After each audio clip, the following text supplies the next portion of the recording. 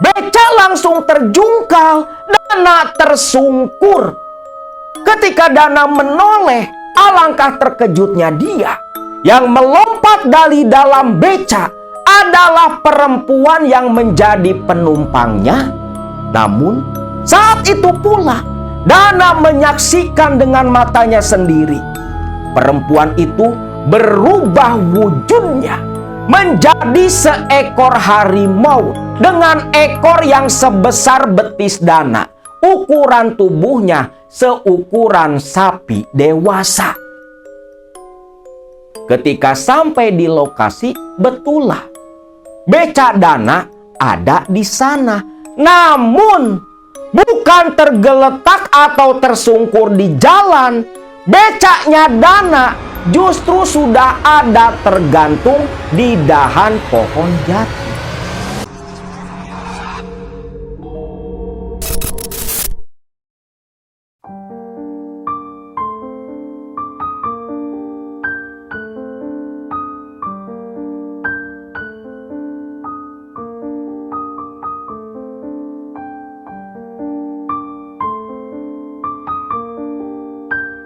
Assalamualaikum warahmatullahi wabarakatuh. Salam sejahtera buat semua Baraya KMS dimanapun kalian berada. Beberapa waktu lalu Akang membagikan video kisah nyata pengalaman dari Abah Dana, sosok lelaki tua, tetangga mertua Akang, yang setiap kali bertemu selalu menjadi tambang cerita horor, pengalaman beliau ataupun pengalaman orang lain yang selalu diceritakan ke Akang. Dan tentunya Akang bagikan kepada kalian semua untuk hiburan dan menambah hasanah pengetahuan tentang sisi gelap dunia perjurigan. Kali ini masih cerita pengalaman dari Abah Dana yang tanpa sengaja terlibat praktik pesugihan uang balik yang membuat dirinya pada waktu itu mempunyai harta yang cukup banyak. Bahkan dari hasil praktik uang balik, Abah Dana bisa membeli sepetak sawah yang di video lalu Akang ceritakan sedang digarap oleh Abah Dana. Cerita ini urutannya terlebih dulu terjadi sebelum kejadian Abah Dana ikut melakukan pengejaran pocong pesugihan di daerah Desa Manganti. Dulu di tahun 80-an, 1980 awal. Tentunya pasca cerai dengan Imas, si keturunan siluman buaya putih dari Desa Karangtirta, dan pasca menikah dengan Maya, istri kedua sekaligus istri terakhirnya. Waktu itu Abah Dana berprofesi sebagai seorang tukang becak. Sempat diceritakan pula, memang dulu kan tahun 80-an, beca itu salah satu alat transportasi utama. Nah, Mang Dana beserta dengan kawan-kawannya itu mangkal beca di depan bioskop Kenanga di Kota Banjar, yang dulu disebut Kotip Banjar, masuk ke wilayah Kabupaten Ciamis. Kalau sekarang udah jadi kota sendiri. Nah, dulu di tahun 80-an, bioskop Kenanga, dua saudara, itu menjadi satu-satunya tempat pusat hiburan di Kotip Banjar. Bukan hanya ada bioskop di tempat itu, tapi banyak pula permainan yang lain seperti dingdong dan sejenisnya, yang tentunya menjadi pusat destinasi hiburan warga Kota Banjar dan Ciamis sekitarnya. Abah Dana mangkal di dekat bioskop Dua Saudara atau bioskop Kenanga, beserta dengan beberapa orang pengayuh becak lainnya. Namun dari sekian banyak para pengayuh becak, Dana ini cukup akrab dengan beberapa orang rekan seprofesinya bernama Solikin, Aceng, Medi, dan Yanto. Nah, keempat orang inilah kawan dekat sekaligus sahabat Dana. Waktu itu Dana mangkal becak di sana itu dari mulai pagi sampai malam hari. Nah, biasanya tengah hari atau sore Dana ini pulang dulu ke rumah, lantas balik lagi ke sana untuk narik becak menunggu penumpang. Penghasilannya lumayan, lebih daripada cukup untuk menghidupi keluarga kecilnya. Satu ketika di satu malam, kala itu sekitar jam 11 malam, di pangkalan becak hanya tersisa Dana dan Aceng. Sedangkan kawan-kawan lain ada yang sedang menarik penumpang ke tujuan masing-masing, ada pula yang sudah pada pulang. Saat itu di pangkalan, Dana dan Aceng asik bercengkrama sambil menunggu penumpang dengan sistem giliran. Kebetulan malam itu giliran Aceng yang narik penumpang sebelum Dana. Di tengah sedang asik berbicara, Dana izin pamit mau buang air kecil. Di pusat kota jam 11 malam tahun 80-an, tentunya belum sepi, masih cukup ramai, banyak orang beraktivitas. Nah, waktu si Dana pergi kencing, menyisakan Aceng sendiri yang duduk menyandar di dalam becaknya. Nih si Dana kemana? Kencing kok lama amat, pikir Aceng.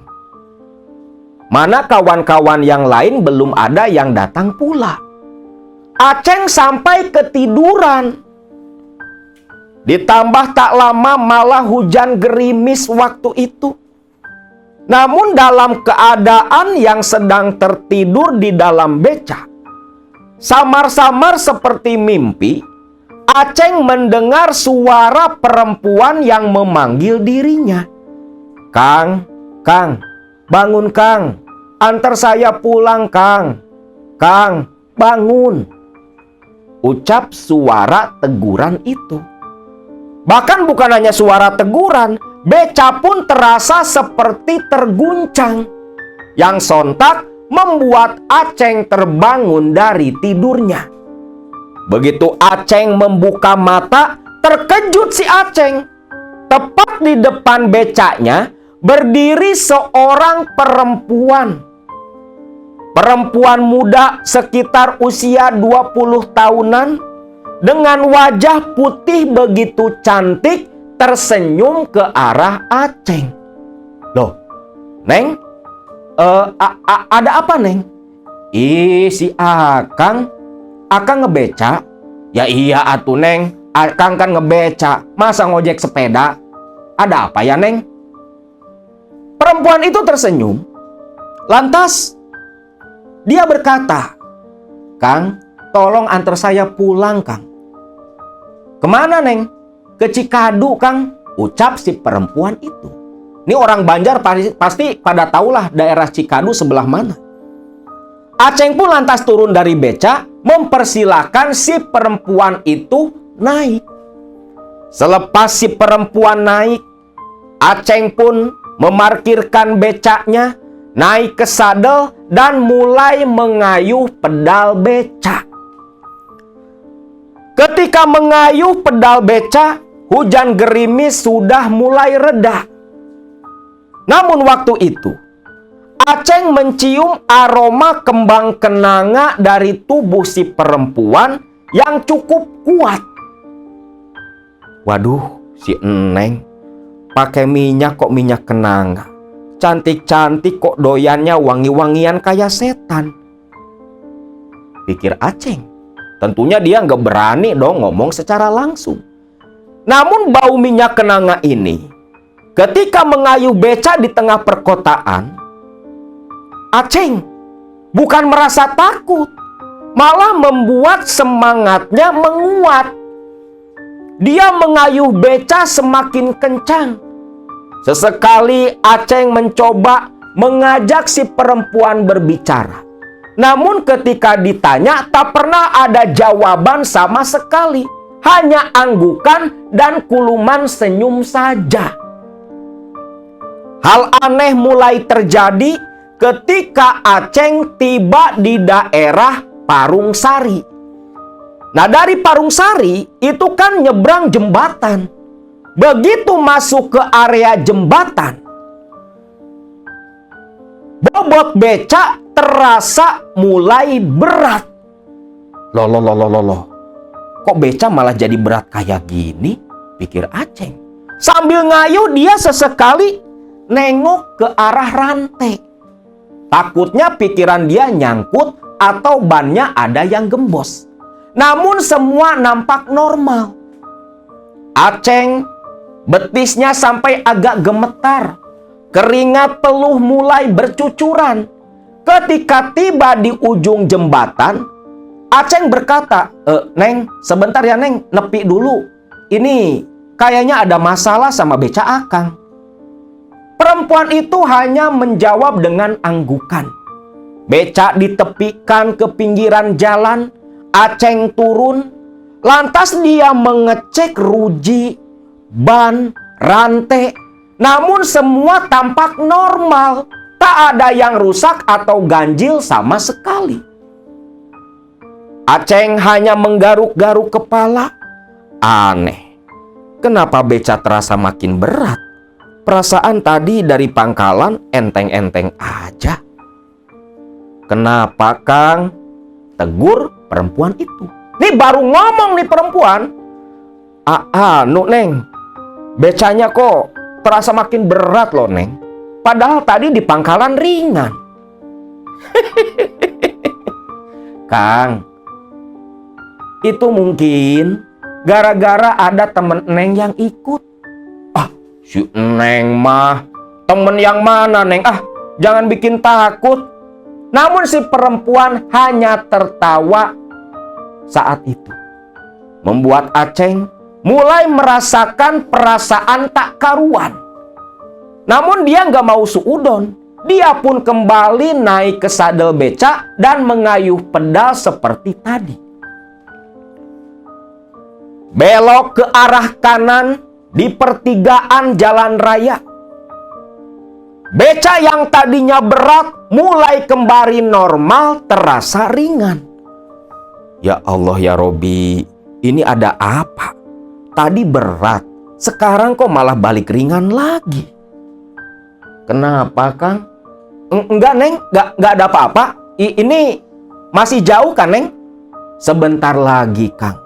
Nanti di Cikadu, di Pengkolan, di situ saya turunkan.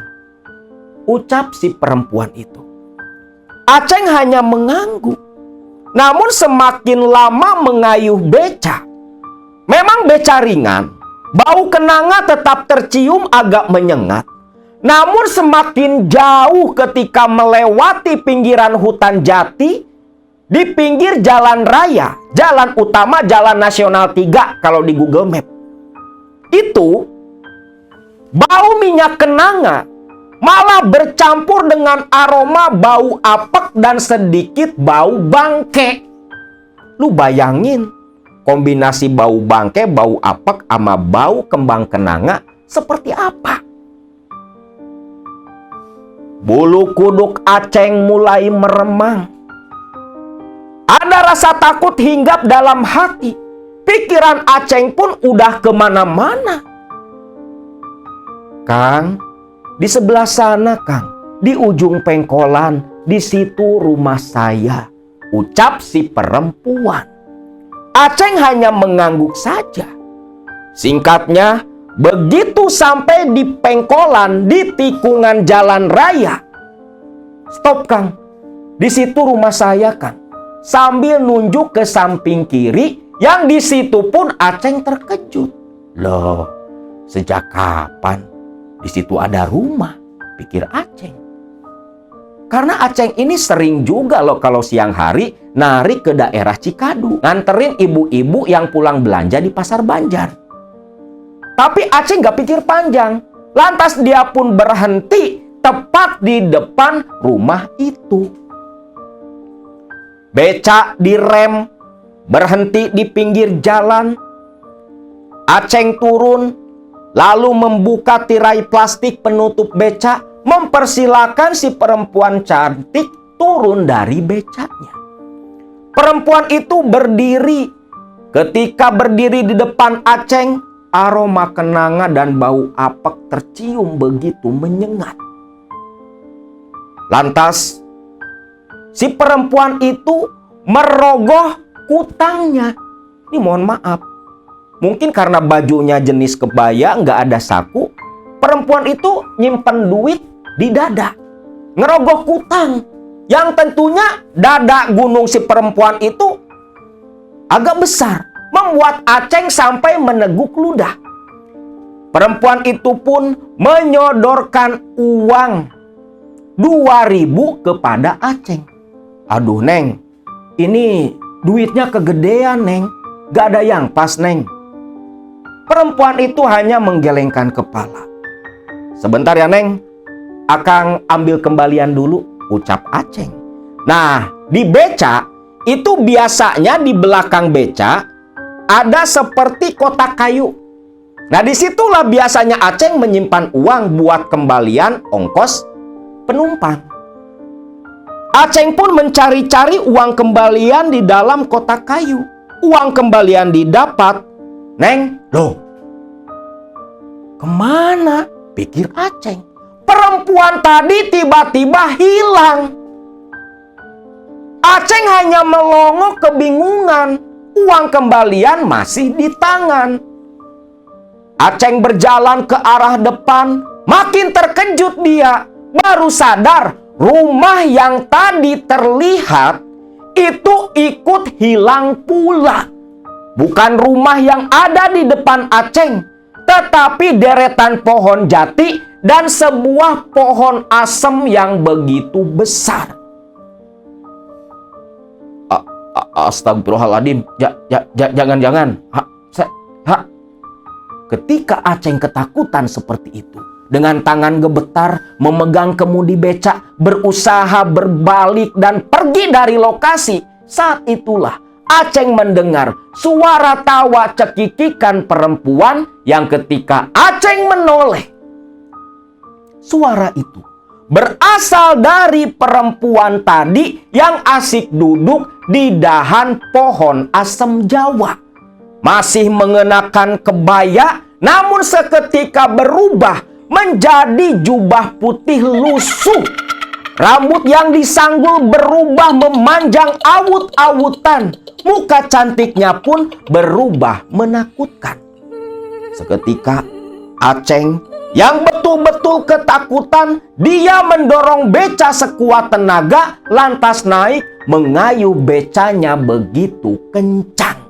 Disertai suara tawa si perempuan yang melengking, membuat jiwa Aceng seolah mau lepas dari tubuhnya. Sepanjang jalan mengayuh beca begitu cepat. Aceng tak henti-hentinya mengutuk nasib yang begitu apes. Singkatnya, ketika kembali ke pangkalan, terlihat di pangkalan kawan-kawannya semua sudah ada, termasuk Dana, Solikin, dan si Medi. Aceng hampir saja menubruk beca kawannya saking buru-buru dan masih dilanda ketakutan. Dana melihat kelakuan Aceng yang seperti itu sampai kebingungan. Loh, Ceng, kenapa kamu? Aduh, ampunlah, ampun, ucap si Aceng. Medi pun kaget, apalagi Solikin. sampai geleng-geleng kepala karena becaknya disenggol Aceng. Ada apa sih, Ceng? Buru-buru kayak gitu sampai nabrak becak. Kenapa? Ah, apes lah, kurang ajar, ucap Aceng. Terlihat jelas wajahnya masih pucat pasi. Aceng pun lantas duduk di emperan toko di seberang di bioskop kenanga. Lantas dia cerita kalau dia habis nganterin penumpang perempuan ke daerah Cikadu. Baru cerita sampai situ, si Solikin ketawa ngakak. Seolah sudah tahu kelanjutan cerita yang dialami Aceng. Ceng, nganterin si Noneng kamu, Ceng. Si Noneng? Noneng siapa? Ya itu perempuan ngilang kan di pohon asem. Loh, kok kamu tahu, Kin? Gak aneh, Ceng. Bukan cuman kamu, Ceng. Saya dulu juga pernah dijailin sama si Noneng. Tuh, si Kusnadi yang mangkal di pasar subuh. Dia mah langganan si Noneng. Seringkali nganter perempuan ke Cikadu dan hilang di tikungan asem. Hanya saja, memang wujudnya selalu berubah-ubah setiap kali menjaili tukang becak seperti kita, ucap Solikin. Aceng pun teringat uang pemberian dari si Noneng. Lantas dia rogoh-rogoh saku bajunya. Ada apa, Ceng? Tanya Dana. Ini loh, nyari duit dari si Noneng. Duit? Bayar dia? Ya bayar atuh, Nak. Sebentar. Ketemu tuh. Begitu dibuka, terkejutlah Aceng. Uang 2.000 yang diberikan oleh Noneng ternyata berubah menjadi selembar daun rambutan. Tentunya hal itu membuat kawan-kawan Aceng semakin tertawa ngeledekin keapesan Aceng yang sudah nganterin kuntilanak Cikadu, langganan para tukang beca di sekitar sana. Ternyata kenanga yang menjadi pusat hiburan bukan hanya jadi pusat hiburan manusia. Setan pun seperti Noneng kuntilanak asem dari Cikadu sering pula ikut liburan di daerah sana dan mengganggu para tukang becak seperti Aceng. Pasca kejadian itu, Aceng gak takut. Dia tetap mangkal sampai malam hari. Hanya saja muncul peraturan baru di pangkalan mereka. Ketika mendapati perempuan cantik di atas jam 10 malam, para tukang becak, khususnya Aceng yang pernah dikerjai, lebih selektif lagi memilih penumpang.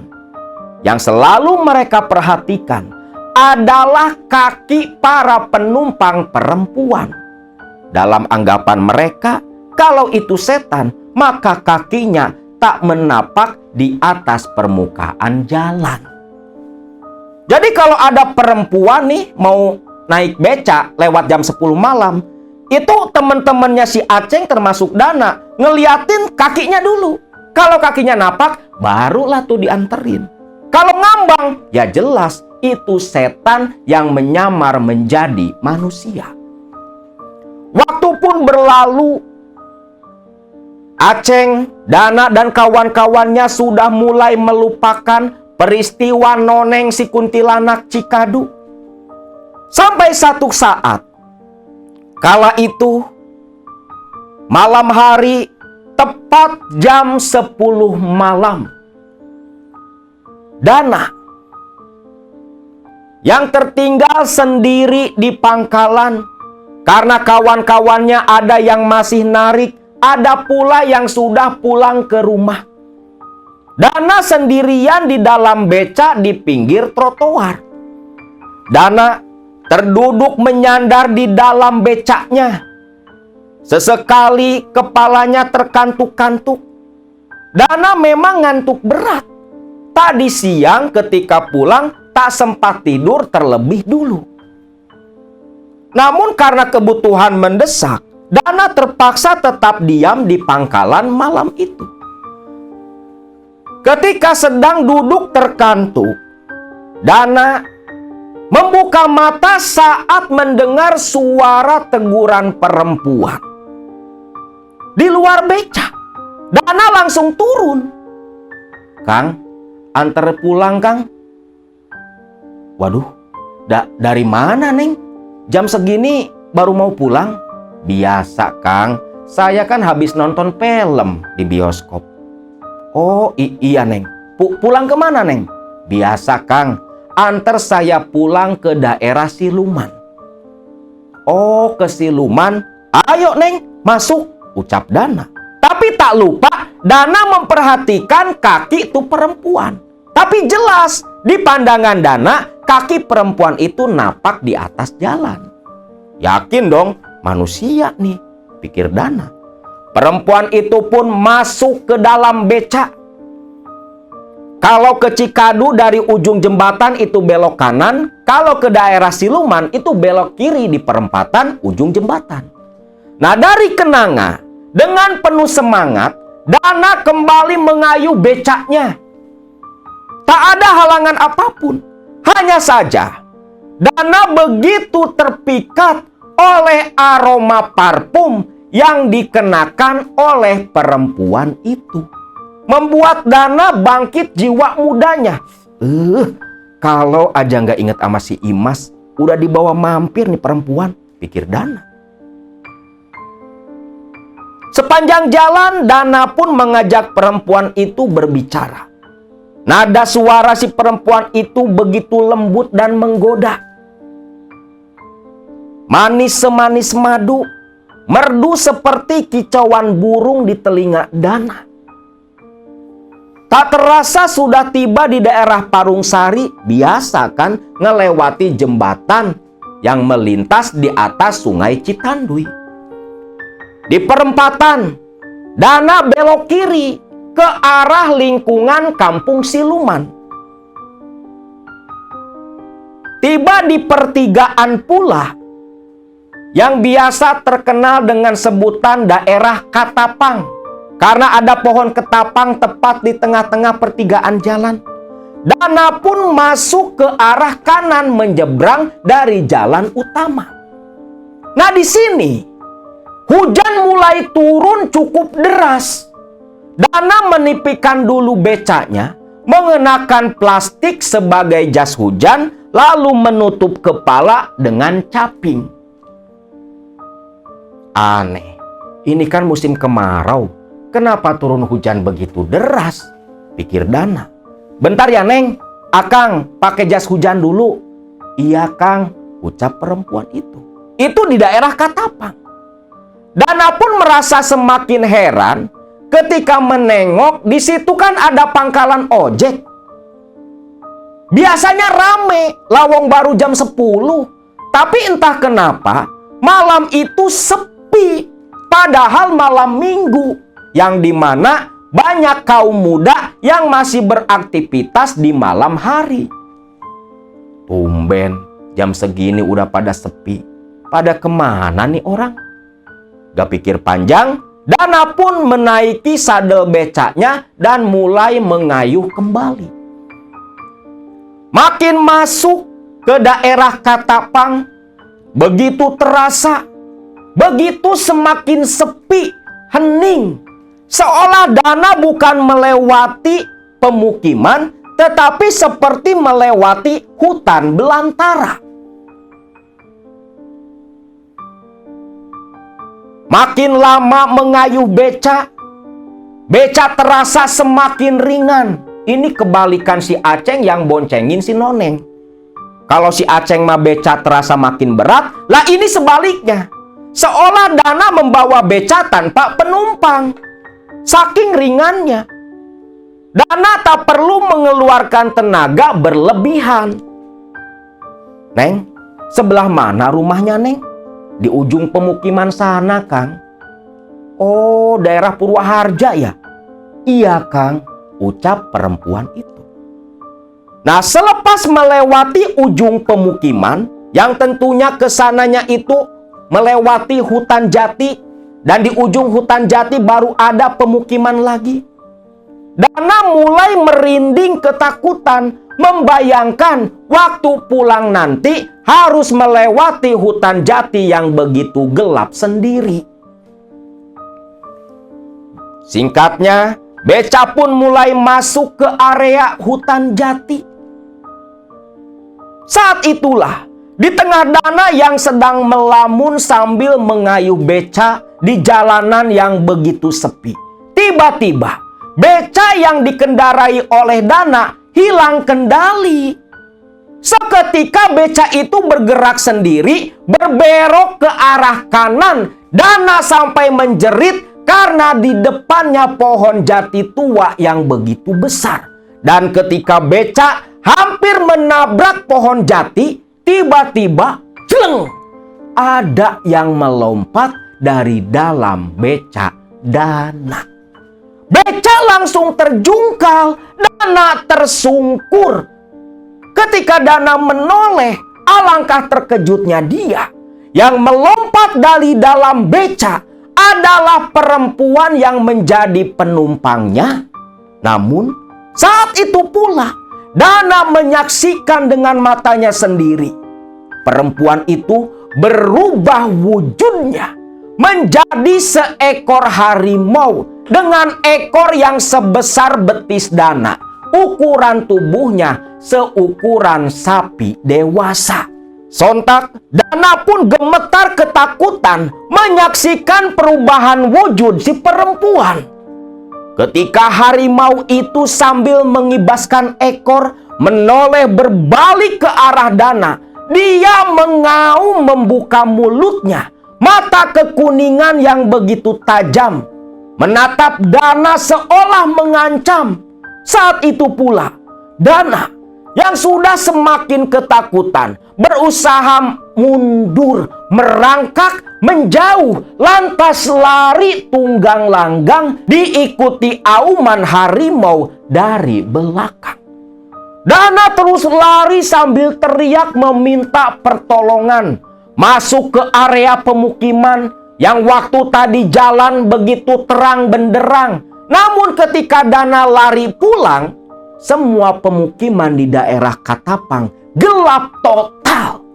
Bahkan Dana yang sempat berhenti berteriak meminta tolong, seolah tak ada yang mendengar teriakan Dana. Dana yang takut harimau jadi-jadian tadi mengejar dia kembali, Dana pun semakin memperkuat langkah kakinya, berlari sekuat tenaga sampai tiba di dekat pohon ketapang di pertigaan jalan. Di situ Dana sempat jongkok mengatur napas. Yang anehnya, ketika Dana istirahat sebentar di sana, Dana baru tersadar. Jalanan di bawah kaki Dana itu tak basah sama sekali. Padahal tadi waktu pergi, hujannya begitu deras. Dan anehnya, ketika jongkok di situ, Dana mendengar suara rame orang berbicara. Namun ketika dicari, hanya ada suara tanpa wujud nyata.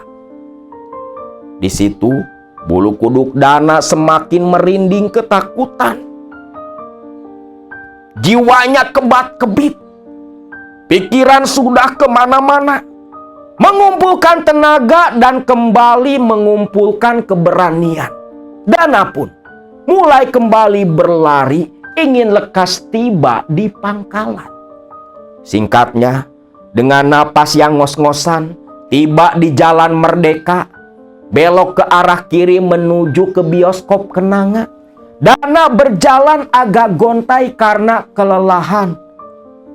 Yang waktu sedang berjalan dengan tubuh yang begitu lelah, Aceng lewat. Dan, habis dari mana? Kok jalan kaki? Ceng, numpang ke pangkalan. Aceng pun berhenti sambil mengerutkan kening kebingungan. Karena setahu Aceng, Dana ini katanya lagi nganterin penumpang. Dana pun masuk, duduk di dalam. Aceng pun mengayuh beca balik ke pangkalan. Kawan-kawan lain sudah ada di sana pula. Ketika Dana turun dengan tubuh penuh peluh, keringat bercucuran, baju basah kuyup, lantas duduk di emperan. Medi, Yanto, dan si Solikin kebingungan melihat Dana. Loh, Dan, dari mana kamu? Halo, ampunlah, ucap Dana sambil membuka capingnya. Becamu mana, Dan? Beca di kebun jati. Di kebun jati. Solikin pun mendekat lantas duduk di samping Dana. Ada apa, Dan? Mana becakmu? Di kebun jati, Kin. Di siluman. Loh, kok bisa? Bukannya kamu tadi nganterin penumpang? Ya itu, penumpang, perempuan itu jadi macan, ucap Dana. Sontak perkataan Dana membuat semua kawan-kawannya terkejut. Aceng apa yang mendekat? Loh, bentar Dan. Tadi kamu bilang, tuh perempuan jadi macan. Gimana ceritanya? Dana pun menjelaskan apa yang dia alami waktu mengantar perempuan tadi. Selepas selesai bercerita, kawan-kawan Dana terdiam. Tapi tiba-tiba si Solikin, yang memang asli orang kampung siluman, tertawa terpingkal-pingkal selepas mendengar cerita Dana. Dan, gak apa-apa, Dan. Beca kamu gak kenapa-napa kok. Padahal tadi kamu gak usah panik. Gak usah panik gimana, Kin? Emangnya itu perempuan apaan? Dan dia itu sepertinya datuknya para siluman harimau di Gunung Babakan. Ya memang jarang, tapi sepertinya hari ini malam apesnya kamu, Dan. Waduh, terus gimana becak saya? Gak apa-apa, yuk kita temenin si Dana. Kita ambil becaknya, ajak Solikin. Aceng dan Medi pun setuju. Aceng membawa Medi di becaknya, sedangkan Dana numpang di becaknya Solikin. Nah, singkatnya nih mereka sampaikan di pertigaan daerah Katapang. Lah di situ si Dana makin keheranan. Yang tadinya hening sepi gak ada satu orang pun. Ketika tiba di pertigaan daerah Katapang, di situ Dana melihat begitu banyak orang di pangkalan. Nah, ketika masuk ke daerah Katapang, ada yang memanggil Solikin. Kin, mau kemana? Kamu Cecep? Iya, mau kemana kamu, Kin? Solikin pun langsung menepi ke pangkalan ojek, diikuti oleh Aceng dan si Medi. Ini loh, mau jemput becaknya si Dana. Loh, ini kan si Emang tadi. Mang, tadi kenapa? Lari-lari sendiri, dipanggil gak nengok-nengok. Dana terlihat seperti orang linglung kebingungan. Loh, emangnya ada apa? Tanya Solikin ke si Cecep. Cecep pun cerita, kalau sedari tadi, dia melihat dan kawan-kawannya, Dana ngayuh beca masuk ke Katapang, lantas berhenti menepi, memakai jas hujan dari plastik, pakai caping, lalu ngayuh beca kembali. Dan kata Cecep, Dana itu ngayuh beca sendiri, kosong, gak ada penumpang. Gak berselang lama, si Dana katanya lari teriak-teriak minta tolong, tapi ketika dipanggil, Dana gak nengok, seperti tak mendengar suara panggilan mereka. Sedangkan, seperti yang sudah Akang ceritakan, waktu Dana masuk area Katapang, dia gak ketemu sama orang.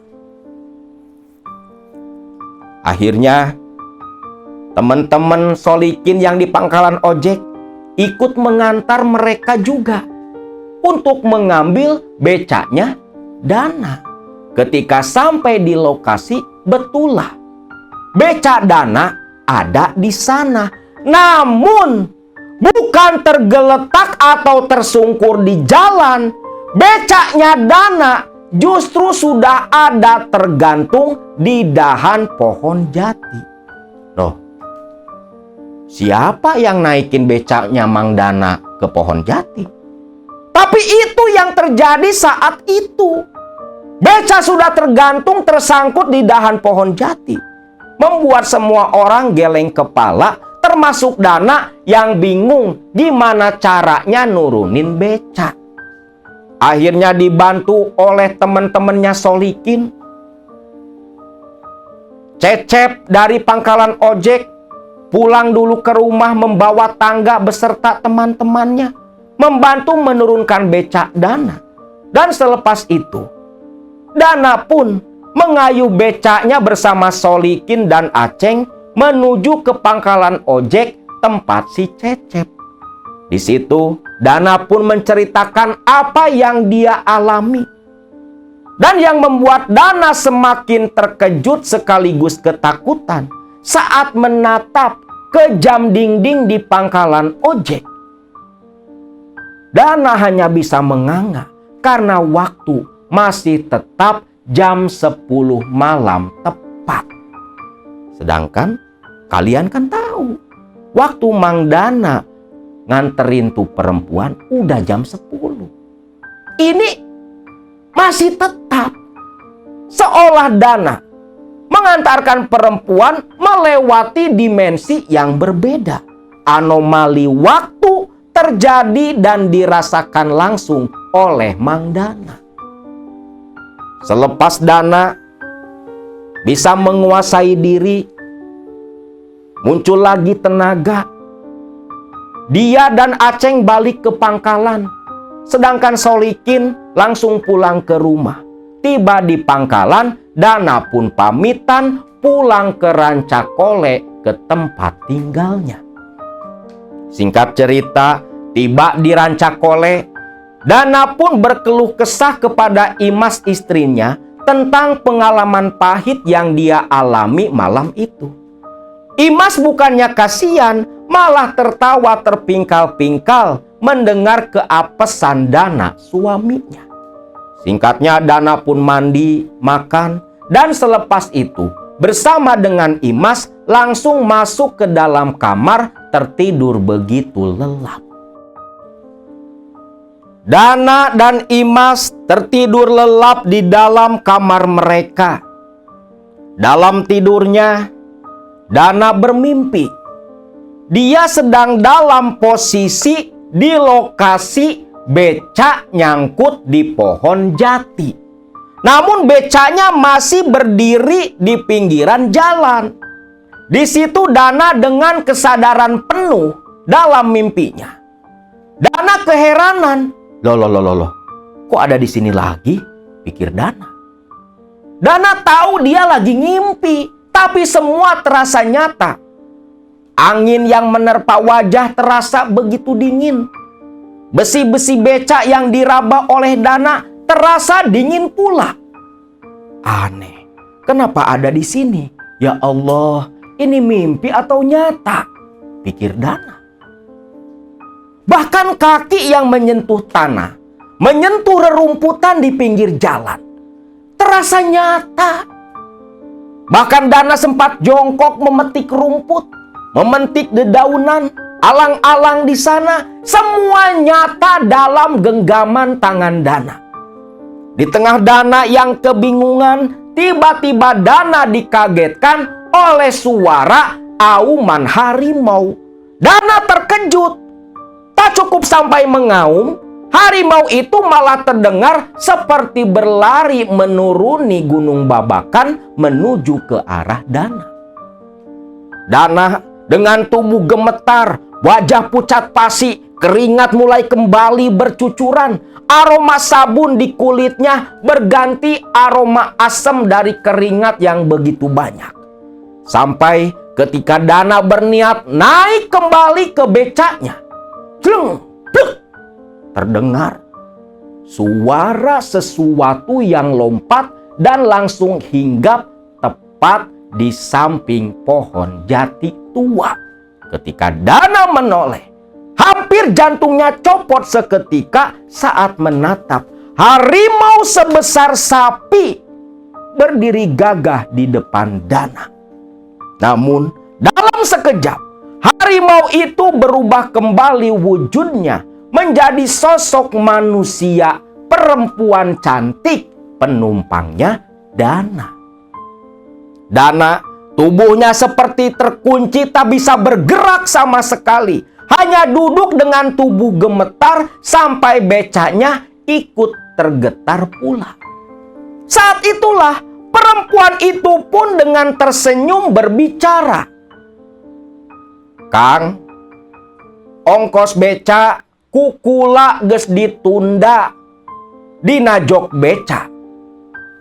Eta duit lain duit biasa, tapi bisa jadi duit balik ngan kudu dibawa ka sumur dalapan. Tepungan bae si Aki Loji, engke bakal dituyun. Duit balik eta rejeki jangkang Dana," ucap perempuan itu. "Nuhun Kang geus nganterkeun kula. Eta duit balik itung-itung kabubungah jang akang sakula warga." Yang lantas selepas berbicara seperti itu, perempuan tadi berubah kembali wujudnya menjadi seekor harimau. Lantas Dana mendengar suara auman lagi dari Gunung Babakan. Yang saat itulah terlihat seekor harimau 2 kali lipat besarnya dari harimau betina yang datang mendekat seolah menjemput harimau betina itu. Lantas Dana menyaksikan sendiri pasangan harimau jajaden, harimau jelmaan, harimau siluman Gunung Babakan berlari bersama menaiki Gunung Babakan. Dan saat itu pula ketika 2 harimau hilang dari pandangan, Dana terbangun dari tidurnya. Ketika Dana terbangun dari tidur, membuat Imas ikut terkejut dan terbangun pula. "Loh, ada apa Kang?" Namun Dana tak menjawab pertanyaan Imas, malah turun dari ranjang, membuka pintu kamar, lantas menuju keluar. Imas di belakang yang khawatir mengikuti sang suami. Tiba di teras depan rumah, Dana ke arah samping tempat penyimpanan becaknya. "Ada apa Kang?" "Diam dulu, akang lagi nyari sesuatu," ucap Dana. Dia pun menoleh dan mencari-cari ke dalam becak. Saat itulah Dana melihat yang dikatakan ongkos becak oleh si perempuan jelmaan harimau ternyata hanya selembar daun jambu batu. Katanya duit balik, ini mah cuma daun jambu batu, keluh Dana. Sedangkan Imas hanya garuk-garuk kepala, tak mengerti akan ucapan suaminya. Awalnya daun jambu batu itu mau dibuang oleh Dana. Namun Dana mencium aroma yang begitu wangi dari selembar daun jambu dalam genggaman tangannya. Bau wangi yang begitu Dana kenali. Bau wangi perempuan jelmaan harimau Gunung Babakan. Wah, ini kayaknya bukan daun biasa. Tapi siapa Aki Loji? Kata harimau betina itu, si Aki Loji tinggal di kampung siluman, pikir Dana.